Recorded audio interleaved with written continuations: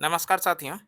हम लोग इस वीडियो के अंदर अभी जनगणना 2027 के अंतर्गत मकान सूचीकरण का कार्य जारी है। इसी क्रम में अभी हम लोग एचएलओ ऐप पर प्रगणक के रूप में काम कर रहे हैं। प्रगणक के रूप में एचएलओ ऐप पर लगातार काम कर रहे हैं और जब प्रगणक के रूप में काम कर रहे हैं तो अपने क्षेत्र एचएलबी क्षेत्र में जगह-जगह पर जाकर के मकान की गिनती कर रहे हैं। उसके अंदर किस प्रकार की व्यवस्था है, पूरी 3400 प्रश्न का यानी 33 मोबाइल नंबर सहित उसकी डाटा हम लोग एचएलओ ऐप पर डाल रहे हैं और सिंक कर रहे हैं। इसी क्रम में आज के वीडियो में जो हम लोग बात करने वाले हैं, हम लोगों को इस तरह का क्षेत्र अपने एचएलबी क्षेत्र में मिला जो कि पूरी तरह से मकान बना नहीं है, अधूरा मकान बना हुआ हो सकता है। ये दूसरा जो मकान है, ये एक एक इस तरह का मकान है कि ये जो मकान है, ये जो दिखाई पड़ रहा है, ये मकान में कुछ दिन लोग रहते हैं, फिर वो चले जाते हैं, फिर कुछ दिन रहते हैं, फिर वो कहीं चले जाते हैं। या इसमें तीसरा जो आप मकान का इमेज देख, ये जो इमेज है, टूटे-फूटे मकान जिसमें कोई नहीं रहता और लंबे समय से उपयोग में नहीं रहता। इस तरह का भी आप लोगों को मकान आपके एचएलबी क्षेत्र में दिखाई पड़ सकता है। और इस प्रकार अगला जो मकान है ये एक प्रकार से आप कह सकते हैं सरकारी क्वार्टर, स्कूल स्टाफ क्वार्टर या फैक्ट्री आवास जो खाली बहुत दिनों से पड़े हैं।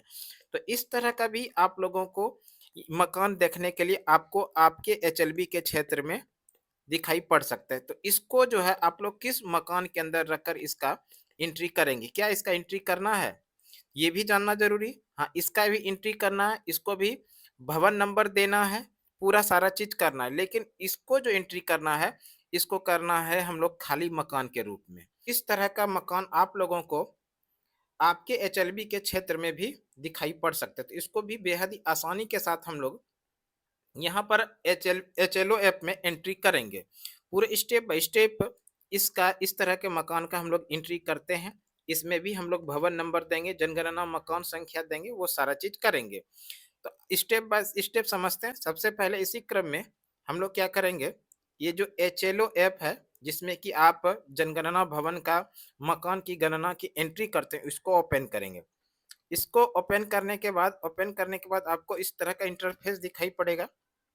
जहाँ पर कि 4 डिजिट का पिन न डालकर इसको आप ओपन करेंगे। ओपन करने के बाद यहाँ पर इस तरह का आप लोगों को इंटरफ़ेस दिखाई पड़ेगा।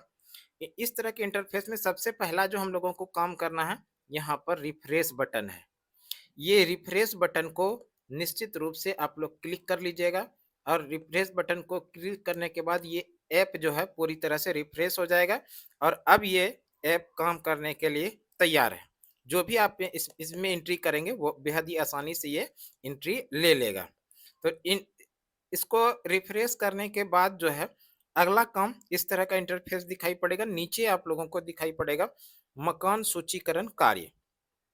तो इस मकान सूचीकरण कार्य पर आप लोग इंटर करेंगे यानी इसको क्लिक करेंगे। क्लिक करते ही आप लोगों के सामने इस तरह का पेज ओपन हो गया, जिसमें कि आपको मकान सूची ब्लॉक नंबर दिया गया होगा 4 डिजिट में। इसी तरह इसमें देखिए कुल मिला के 6 ऑप्शन हैं। इसी में हम लोगों को मकान की प्रविष्टि करनी है। यहाँ पर देखिए पहला जो ग्रीन कलर का है 3 डॉट लाइन है, ग्रीन कलर से 3 डॉट लाइन के बाद पेंसिल का आइकन बना है, इस पर क्लिक करेंगे और इसके अंदर मकान सूचीकरण की प्रविष्टि करेंगे। इसको जैसे ओपन कीजिएगा, आगे इस तरह का आप लोगों को इंटरफेस दिखाई पड़ेगा, जिसमें कि लाइन क्रमांक नंबर दिया रहेगा। ये जो लाइन क्रमांक नंबर है, ये लाइन क्रमांक एचएलओ ऐप खुद आपको देता है। लाइन क्रमांक ये जो 041 है, इसका मतलब है अब वो जो खाली मकान की हम लोग एंट्री करने वाले हैं, इसका लाइन क्रमांक नंबर कितना है, 041 है और 041 ये जो है एचएलओ ऐप ऑटोमेटिक आपको देगा। ठीक है? और इसको हम लोग चेंज भी नहीं कर सकते हैं, तो इसको भी ध्यान रखिएगा। अगला आता है कि भवन नंबर।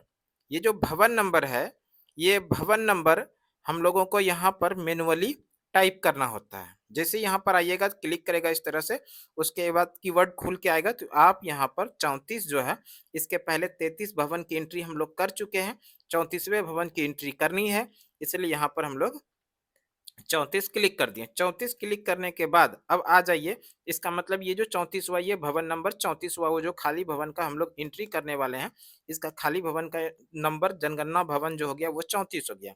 अब हम लोग क्या करेंगे, जनगणना मकान नंबर लेना। जनगणना मकान नंबर लेने के लिए यहाँ पर देखिए एक ऑप्शन दिखाई पड़ रहा है नया।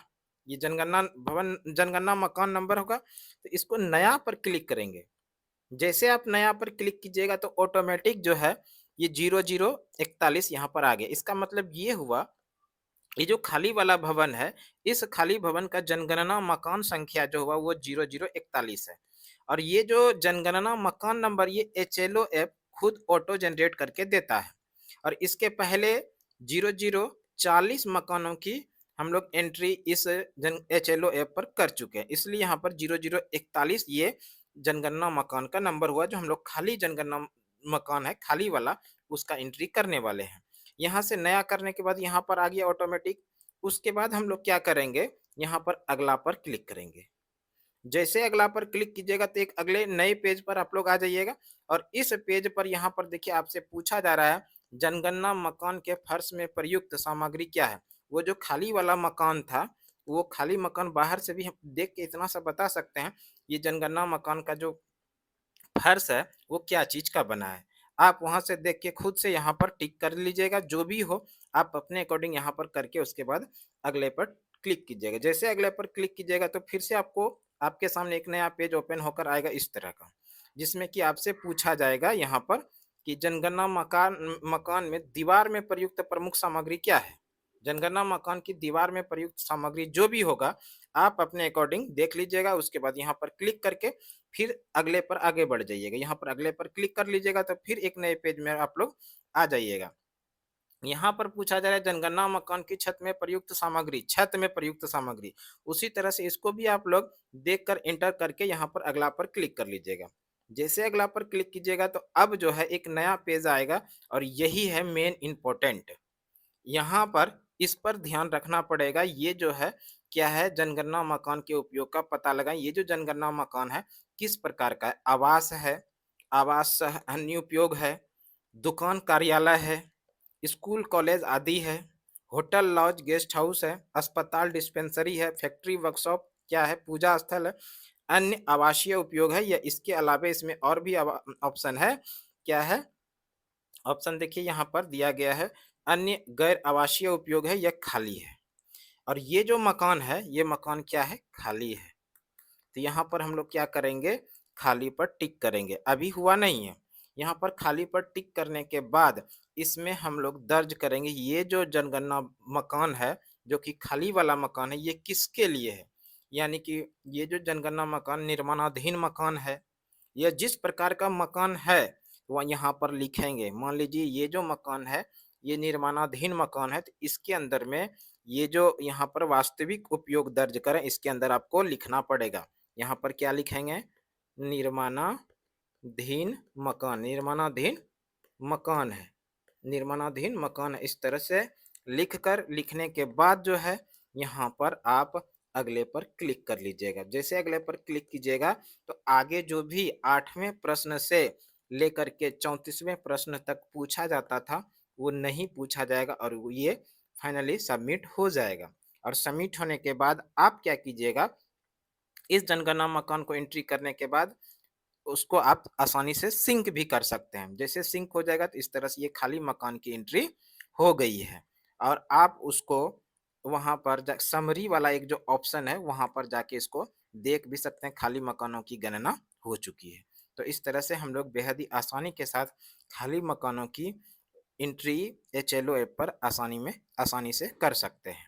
हमें हमें उम्मीद है ये वीडियो आप लोगों के लिए निश्चित रूप से उपयोगी साबित होगा। इस तरह का वीडियो रेगुलर सुमन क्लासेस यूट्यूब चैनल पर लेकर आते रहेंगे। आज के इस वीडियो में इतना ही, अगली वीडियो में फिर से मिलते हैं, तब तक के लिए धन्यवाद। जय हिंद, वंदे मातरम।